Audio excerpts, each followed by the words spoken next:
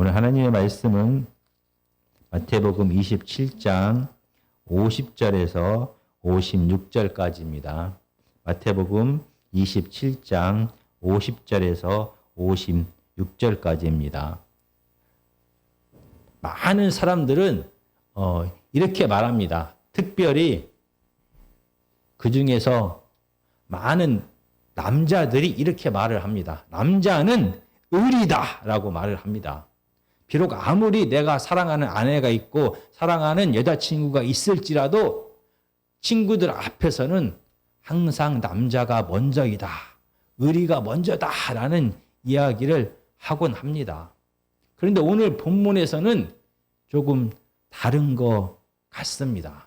오늘 본문은 마태복음 27장 50절부터 56절까지입니다. 50절에서 56절까지 함께 읽겠습니다. 시작. 예수께서 다시 크게 소리 지르시고 영혼이 떠나시니라. 이에 성소 휘장이 위로부터 아래까지 찢어져 둘이 되고 땅이 진동하며 바위가 터지고 무덤들이 열리며 자던 성도의 몸이 많이 일어나되 예수의 부활 후에 그들이 무덤에서 나와서 거룩한 성에 들어가 많은 사람에게 보이니라. 백부장과 및 함께 예수를 지키던 자들이 지진과 그 일어난 일들을 보고 심히 두려워하여 이르되 이는 진실로 하나님의 아들이었도다 하더라. 예수를 섬기며 갈릴리에서부터 따라온 많은 여자가 거기 있어 멀리서 바라보고 있으니 그 중에는 막달라 마리아와 또 야고보와 요셉의 어머니 마리아와 또 세베대의 아들들의 어머니도 있더라. 아멘. 십자가에서 무려 6시간 동안 매달려 지금 예수님은 죽어갑니다. 이렇게 십자가에서 죽어가는 예수님 곁에 지금 누가 있습니까? 예수님 곁에는 지금 로마 군인들이 못하게 있습니다. 이 십자가의 형을 집행하기도 하고 그래서 예수님의 손에 직접 못을 박았습니다. 그리고 예수님의 십자가에 못을 박은 다음에 예수님의 옷을 제비 뽑아 나누기도 했습니다. 그리고 예수님 곁에는 바리새인들과 대제사장들과 교회의 장로들이 이스라엘의 장로들이 예수님 곁에서 십자가에서 내려오면은 하나님의 아들이라는 것을 믿겠다라고 말하며 끝까지 예수님을 비웃고 있습니다. 그러면 지금 예수님의 제자들은 어디에 있습니까? 그렇게 목숨을 걸고서라도 끝까지 예수님과 함께 하겠다라고 약속했던 예수님의 제자들은 지금 어디에 있습니까? 그렇게 자신했던 예수님의 제자들은 다 지금 예수님을 떠나버렸습니다. 물론 요한복음에는 사도 요한이 예수님 십자가 밑에 있었다라고 기록하고 있지만 마태복음에서는 그런 기록이 없습니다. 그래서 지금 마태복음에서 예수님 곁에는 로마 군인들과 그리고 예수님을 향해 비웃고 있는 이스라엘의 지도자들밖에 없는 것입니다.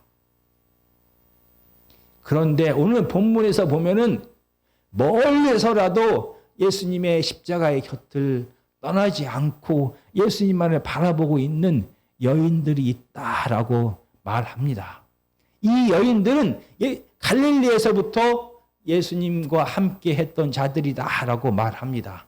같은 사건을 기록하고 있는 마가복음 15장 40절과 41절에 보면은 마가복음 15장 40절과 41절에 보면은 멀리서 바라보는 여자들도 있었는데 그 중에 막달라 마리아와 또 작은 야고보와 요새의 어머니 마리아와 또 살로메가 있었으니 이들은 예수께서 갈릴리에 계실 때에 따르며 섬기던 자들이요 또 이 외에 예수와 함께 예루살렘에 올라온 여자들도 많이 있었더라. 마태복음에서는 갈릴리에서부터 따랐던 자들이다라고 말하지만 마가복음에서는 실질적으로 예수 그리스도의 사역을 갈릴리에서부터 도왔던 자들이 이 지금 예수님의 십자가의 현장에 많이 있다라고 말합니다. 그러면서 마태복음에서는 특별히 세 명에 대하여 자세히 기록합니다. 바로 막달라 마리아와 야고보와 요셉의 어머니 마리아와 세베대의 아들들의 어머니도 있더라라고 말합니다. 막달라 마리아는 도대체 누구입니까? 막달라 마리아는 누가복음 8장 2절과 3절에 보면 막달라 마리아에 대하여 자세히 기록합니다. 누가복음 8장 2절과 3절에 보면 또한 악귀를 쫓아내심과 병 고침을 받은 어떤 여자들 곧 7 귀신이 나간 자 막달라인이라 하는 마리아와 헤롯의 청지기 구사의 아내 요한나와 수산나와 다른 여자가 함께하여 자기들의 소유로 그들을 섬기더라. 바로 막달라 마리아는 7 귀신 들렸다가 고침을 받은 여인인데 바로 갈릴리에서 예수님과 제자들을 그의 소유로 섬긴 자가 바로 막달라 마리아입니다. 그러면은 야고보와 요셉의 어머니 마리아는 또 누구입니까? 마태복음 13장 55절에 보면은 야고보와 요셉의 어머니가 누구인지가 나옵니다. 이는 목수의 아들이 아니냐? 그 어머니는 마리아, 그 형제들은 야고보, 요셉, 시몬, 유다라 하지 않느냐?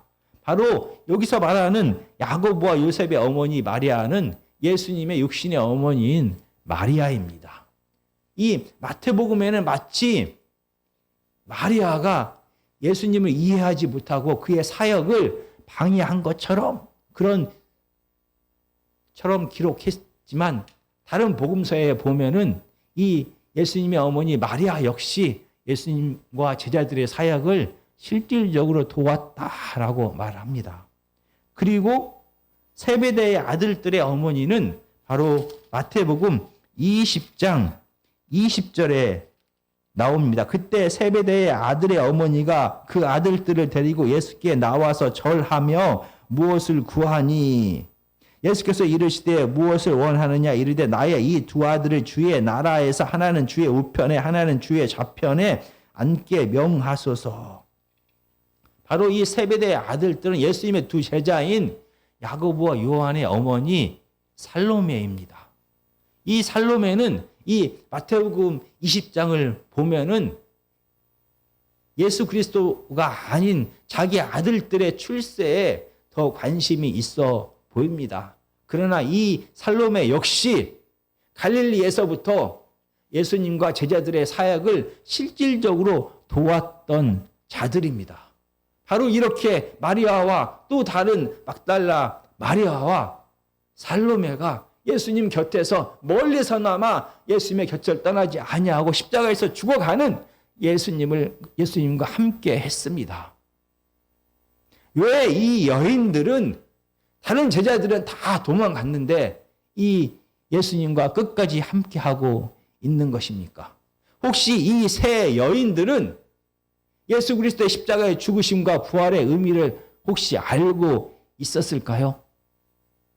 마태복음은 계속해서 반복적으로 예수님이 십자가에서 죽으시고 3일 만에 살아날 것을 예언하셨습니다. 마태복음 16장과 17장과 그 다음에 20장과 26장에서 예수님께서 십자가에서 죽기 전에도 여러 번 예수 그리스도의 십자가의 죽으심에 대하여 약속을 미리 예언을 해 놓으셨습니다. 우리가 방금 전에 읽은 마태복음 20장 바로 19절에만 봐도 이렇게 제자들에게 얘기합니다. 이방인들에게 넘겨주어 그를 조롱하며 채찍질하며 십자가에 못 박게 할 것이나 제3일에 살아나리라. 마태복음에서는 이미 예수 그리스도께서 십자가에 죽으실 것을 제자들에게 말씀하셨고 죽은 다음에 3일 만에 살아날 것을 예언하셨습니다. 그래서 오늘 본문인 마태복음 27장 62절과 63절을 한번 보시겠습니다. 62절과 63절에 보면은 그 이튿날은 준비일 다음 날이라 대제사장들과 바리새인들이 함께 빌라도에게 모여 이르되 주여 저 속이던 자가 살아 있을 때에 말하되 내가 사흘 후에 다시 살아나리라 한 것을 우리가 기억하노니. 예수님이 십자가에서 죽으시고 3일 만에 살아날 것을 제자들에게만 말씀하신 것이 아닙니다. 모든 백성들에게 다 이야기했고 예수님의 주였던 이 바리새인들과 장로들과 대제사장들도 이 사실을 알고 있었습니다. 다만 제자들은 예수님의 죽으심과 부활에 대하여 전혀 이해할 수 없었습니다. 그러면 오늘 본문에 나오는 이 여인들은 제자들과 다르게 예수 그리스도의 죽으심과 부활을 이해했기 때문에 끝까지 예수님 곁에 머물러 있는 것일까요? 그렇지 않습니다.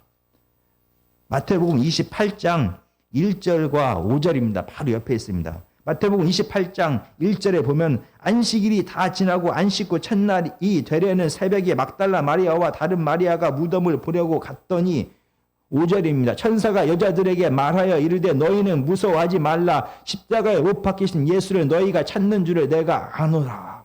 바로 이 막달라 마리아와 그리고 이 여인들은 예수 그리스도의 십자가의 죽으심과 부활을 온전히 이해하지 못했습니다. 그래서 예수님의 시체라도 찾아서 그 시체에 향료라도 붓기 위하여 이 무덤을 이른 새벽에 찾아간 것입니다. 그러면 이 여인들은 제자들처럼 여전히 예수 그리스도의 십자가의 죽으심과 부활을 이해할 수 없었습니다. 그런데 도대체 왜 이 여인들은 끝까지 예수님 곁에 머물러 있는 것입니까? 제자들은 예수님의 십자가의 죽으심을 받아들일 수가 없어 도망갔습니다. 예수 그리스도의 십자가의 죽으심 앞에 유대 지도자들은 비웃고 있습니다. 그런데 도대체 이 여인들은 왜 끝까지 예수님 곁에서 예수님이 죽어가는 것을 보고 있는 것입니까? 막달라 마리아는 7 귀신이 들렸다가 예수님에 의하여 고침을 받게 됩니다. 그래서 그는 귀신에게서만 벗어난 것이 아니라 사람들의 저주와 비웃음도 벗어나서 이제 하나의 인간으로서 한 명의 여인으로서 그 사회 공동체에서 살아갈 수가 있게 되었습니다. 비록 오늘 본문에 나온 것처럼 그는 평생을 7 귀신 들렸다가 나은 자라는 별명을 가지고 살았지만 그는 예수 그리스도께서 자기를 구원하심을 자기를 이 귀신에서 해방시켜 줌을 감사하면서 살았습니다. 그래서 자기의 재산을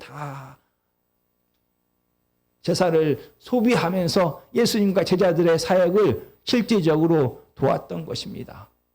그러나 마태복음 28장에서 분명히 말하는 것은 그럼에도 불구하고 이 여인은 예수 그리스도의 십자가의 죽으심과 부활에 대하여 온전히 이해할 수 없었습니다. 그럼에도 불구하고 이 막달라 마리아는 이해할 수 없지만 예수님 곁에 계속 끝까지 머물러 있습니다. 바로 야고보와 요셉의 어머니, 예수님의 육신의 어머니 마리아는 성령으로 예수님을 잉태하게 됩니다. 다른 사람들의 손가락질 받을 것을 감수하면서 처녀의 몸으로 아이를 잉태하는 것까지 순종합니다. 그리고 10개월이나 자기 몸에 예수님을 간직하게 됩니다. 그리고 예수님이 태어났을 때 동방박사 그리고 그 주위에 살고 있던 목자들 그리고 시몬과 안나 등 많은 사람들이 바로 태어난 예수님이 하나님의 아들로서 메시아임을 고백하는 것을 듣게 됩니다. 그리고 30년 동안이나 가까이 예수님과 함께 살았습니다. 그러나 예수님을 잉태하고 성령으로 잉태하고 예수님과 평생을 함께 살았던 마리아 역시 예수 그리스도의 죽으심과 부활에 대하여 이해할 수 없습니다. 어떻게 하나님의 아들이신 그분이 십자가에서 죽고 다시 부활하는 것에 대하여 이해할 수 없습니다. 그는 분명히 다른 많은 여인들에 비하여 예수님에 대한 더 많은 경험과 많은 지식을 가지고 있음이 분명합니다. 그래서 요한복음 바로 2장 1절부터 5절에 가나의 혼인 잔치에서는 이렇게 말합니다. 포도주가 떨어지자 요한복음 2장 3절입니다. 예수의 어머니가 예수에게 이르되 저들에게 포도주가 없다 하니 예수께서 이르시되 여자여 나와 무슨 상관이 있나이까 내 때가 아직 이르지 아니하였나이다. 그의 어머니가 하인들에게 이르되 너희에게 무슨 말씀을 하시든지 그대로 하라 하니라. 바로 아직 예수님께서 이 땅에서 공생애를 시작하지 않았습니다. 예수님의 기적을 한 번도 경험하지 베풀지 않은 때였습니다. 그러나 마리아는 예수님이 다른 사람들과 달리 초월적인 능력을 가져서 물로 포도주를 만들 수 있음을 알았던 여인입니다. 그럼에도 불구하고 이 마리아는 예수 그리스도의 십자가의 죽으심과 부활에 대하여 온전히 이해할 수가 없었습니다. 그래서 예수님이 죽은 다음에 다른 여인들과 함께 시체를 향유를 부으러 찾아간 것입니다. 그래서 아무리 성령으로 예수님을 잉태하고 아무리 많은 지식을 가지고 있다 하고 아무리 많은 능력을 경험했다 할지라도 마리아는 예수 그리스도의 십자가의 죽으심과 부활의 의미를 이해할 수가 없었습니다. 그래서 오늘 본문에서는 마태복음 27장에서는 예수님의 어머니 마리아라고 기록하고 있지 않습니다. 마리아는 다른 여인들과 똑같이 그저 야고보와 요셉의 어머니가 되는 것입니다. 이렇게 마리아는 예수 그리스도의 죽으심과 부활을 온전히 이해하지 못했습니다. 그럼에도 불구하고 이 마리아 역시 끝까지 예수님 곁에서 예수님이 죽어가는 것을 지켜보고 있습니다. 그리고 세베대의 아들들의 어머니인 살로메가 왜 갈릴리에서부터 그렇게 예수님과 제자들의 사역에 충성했는지 헌신했는지 우리는 알 수가 없습니다. 그러나 마태복음 20장에서 기록된 것을 보면 어쩌면 이 살로메는 자기들의 아들들에게 권세를 줄 수 있는 정치적인 메시아로서 예수님을 바라봤던 것이 분명합니다. 그런데 한 가지 더 이해할 수 없는 부분은 만약 정말로 예수님을 정치적인 메시아로만 여겼다라고 하면은 예수님이 힘없이 유대 지도자들에게 잡히고 빌라도의 사형 선고를 받고 십자가에서 죽어가고 있으면 다른 제자들처럼 그 자리를 떠나는 것이 너무나 당연합니다. 그런데 어떤 이유에서든지 이 살로메는 예수님 곁에서 예수님이 죽어가는 것을 바라보고 있습니다. 온전히 예수 그리스도의 죽음과 부활에 대하여 이해하지 못하고 있지만 이 여인 역시 예수님 곁에서 예수님의 죽으심을 끝까지 바라보고 있습니다. 오늘 본문에서 예수님의 제자들뿐만이 아니라 오늘 본문에 나온 끝까지 예수님 곁에서 예수님을 지켜보고 있는 이 여인들조차 십자가의 죽으심과 부활의 의미를 온전히 이해하지 못했습니다. 아무리 성령을 통하여 예수 그리스도를 임신했을지라도 아무리 자기 자신이 직접 일곱 귀신이 쫓김을 당하여 자유한 삶을 살고 있을지라도 예수 그리스도가 정치적으로 하나님의 아들이심을 메시아이심을 믿고 그 삶을 온전히 헌신하고 있을지라도 인간인 이 여인들이 이 예수 그리스도의 십자가의 죽으심과 부활의 의미를 온전히 이해할 수는 없었습니다. 예수님께서 그냥 죽으신 것이 아니라 어린 양으로서 유월절 어린 양으로서 온 인류의 모든 죄를 대신하여 죽었다라는 것을 그리고 다시 3일 후에 부활하실 것이다라는 것을 사람이 어떤 그의 지혜와 그의 경험과 능력으로도 이를 이해할 수는 없습니다. 어떻게 하나님께서 우리 인간들을 사랑하셔서 죄인된 인간들을 너무나 사랑하셔서 그의 아들을 대신 심판과 저주를 받게 하시는 것을 우리가 상상이나 할 수가 있는 것입니까? 어떻게 하나님 대신 하나님의 아들 대신 예수님이 그의 능력이 있음에도 불구하고 십자가에서 죽기까지 순종하면서 자기 백성을 죄에서 구원하실 것이라는 것을 사람이 어떻게 설명할 수가 있고 이해할 수가 있는 것입니까? 이 십자가의 죽으심과 부활의 사건, 그 결과 온 인류가 죄로부터 구원받았다라는 이 놀라운 사실은 인간으로서는 도저히 이해할 수도 상상할 수도 설명할 수도 없는 놀라운 사건입니다. 예수 그리스도의 십자가의 죽으심과 부활, 그 하나님의 깊은 사랑과 예수 그리스도의 헌신과 순종은 성령을 통하여 경험하게 될 때만, 직접 눈으로 그 사실을 경험하게 될 때만 비로소 은혜로 받아들일 수가 있는 것입니다.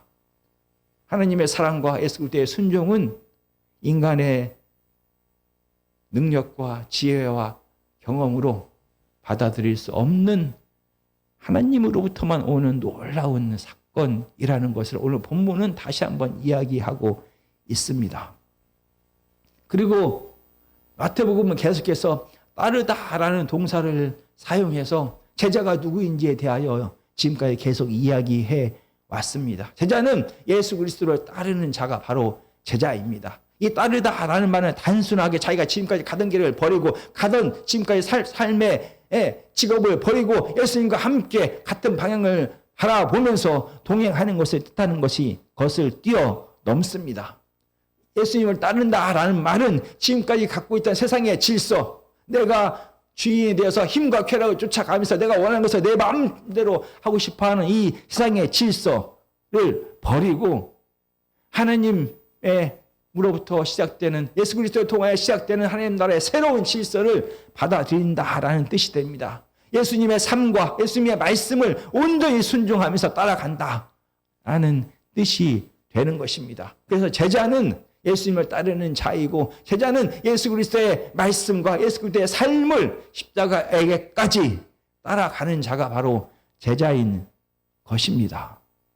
그런데 오늘 본문에서 놀랍게도 마태는 이 따르다라는 같은 동사를 이 여인들에게 사용하고 있습니다.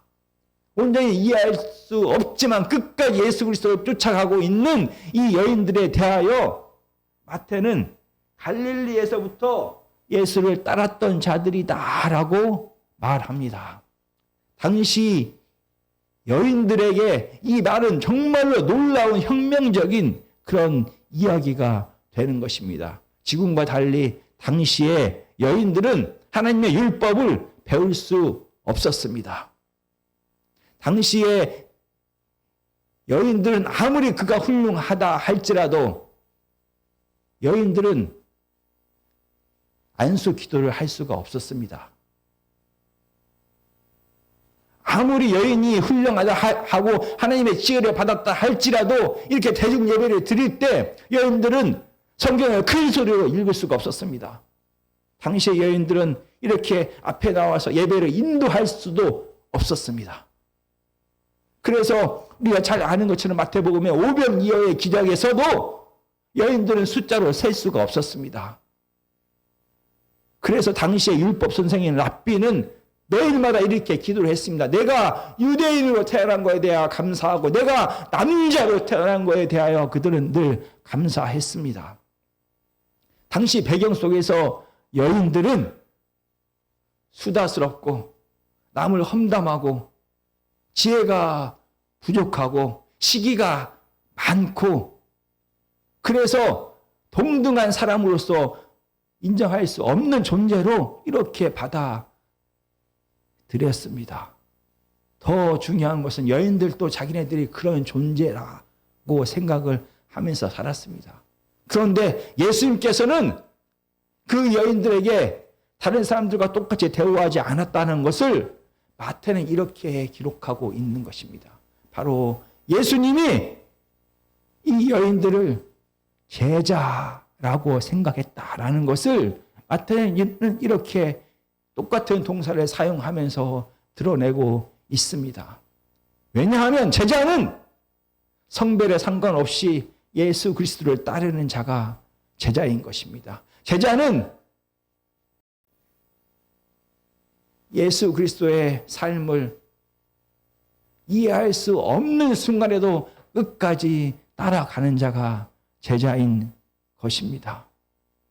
제자는 내 경험으로, 내 지식으로, 내 생각으로, 내 감정으로 도저히 예수 그리스도를 이해할 수 없는 순간에도 이 여인들처럼 끝까지 예수님과 함께 하는 자가 제자인 것입니다. 오늘 본문은 우리로 하여금 다시 한번 제자가 누구인지를 알게 합니다. 제자는 성별에 상관없이, 지식에 상관없이 그가 예수 그리스도의 삶을 끝까지 함께 하는 자가 제자입니다. 우리는 고통 가운데서 때로는 예수님께서 무엇을 하시는지, 예수님의 침묵 가운데서 예수님을 이해할 수 없을 때가 많습니다. 하나님을 여전히 이해할 수 없는 순간에 우리는 살아갈 때가 많습니다. 제자는 그럼에도 불구하고, 하나님의 침묵에도 불구하고, 예수 그리스도의 침묵에도 불구하고, 내 지혜와 내 지식의 한계를 통하여 여전히 예수님을 알지 못하고 있는 그 순간에도 끝까지 예수 그리스도를 믿고 함께 하는 자가 바로 제자인 것입니다. 매일매일 오늘 본문에 나온 이 여인들처럼 우리가 이해할 수 없는 그 순간에도 멀리서라도 끝까지 예수님을 붙잡고 바라보며 함께하는 저와 여러분이 되기를 간절히 기도드립니다. 찬송